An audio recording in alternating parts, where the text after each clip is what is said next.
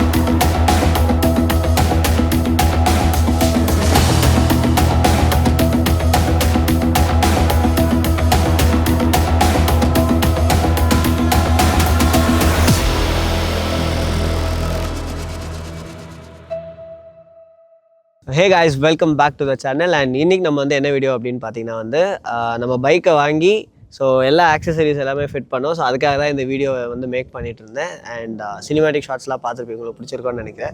So நம்ம பைக்கில் என்னென்ன அப்கிரேட் பண்ணியிருக்கோம் அப்படின்றத தான் இந்த வீடியோவில் டீட்டெயிலாக சொல்ல போகிறேன். ஸோ என்னென்ன அப்கிரேட் பண்ணியிருக்கோம் அப்படின்றத பார்க்கறதுக்கு நம்ம சேனலுக்கு இதான் ஃபர்ஸ்ட் டைம் வரதை தான் மறக்காமல் கீழே இருக்கிற சப்ஸ்கிரைப் பண்ணி டேப் பண்ணி வச்சுக்கோங்க.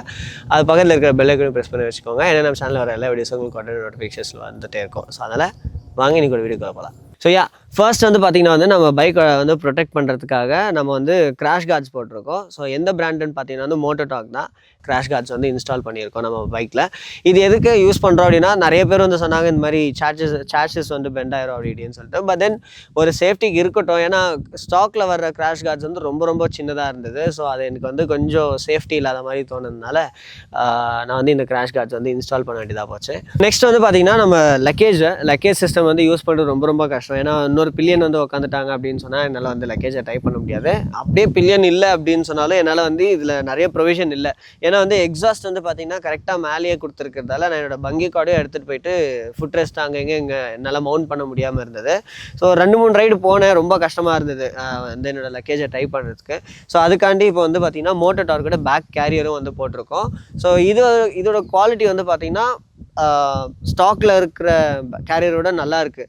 அண்ட் இன்னொன்று வந்து இது பேக் கேரியர் போட்டு மேலே உங்களுக்கு வந்து டாப் பிளேட்டும் கொடுத்துருவாங்க. ஸோ ஒருவேளை நீங்கள் ஃபியூச்சரில் டாப் பாக்ஸ் எதனா வைக்கிற மாதிரி இருந்தால் கூட இதை வந்து யூனிவர்சலாக நம்ம யூஸ் பண்ணிக்கலாம். எந்த டாப் பாக்ஸ் வேணாலும் இது மேலே வந்து மவுண்ட் ஆயிரும். ஸோ நெக்ஸ்ட் வந்து பார்த்தீங்கன்னா நம்ம பைக்கில் வந்து பார்த்தீங்கன்னா ஒரு ஜிபிஎஸ் மவுண்ட் வந்து இன்ஸ்டால் பண்ணியிருக்கோம். எதுக்காக அப்படின்னு பார்த்தீங்கன்னா, நான் வந்து நம்மளோட மொபைல் மவுண்ட்டை இங்கே ஹேண்டில் பார்லேயே ஃபிட் பண்ணலாம் தான் பார்த்தேன். பட் தென் நான் டேங்க் பேக் வைக்கிறேன்னா, ஸோ டேங்க்கும் வந்து ஒரு மாதிரி டிஃப்ரெண்ட்டான ஒரு ஷேப்பு.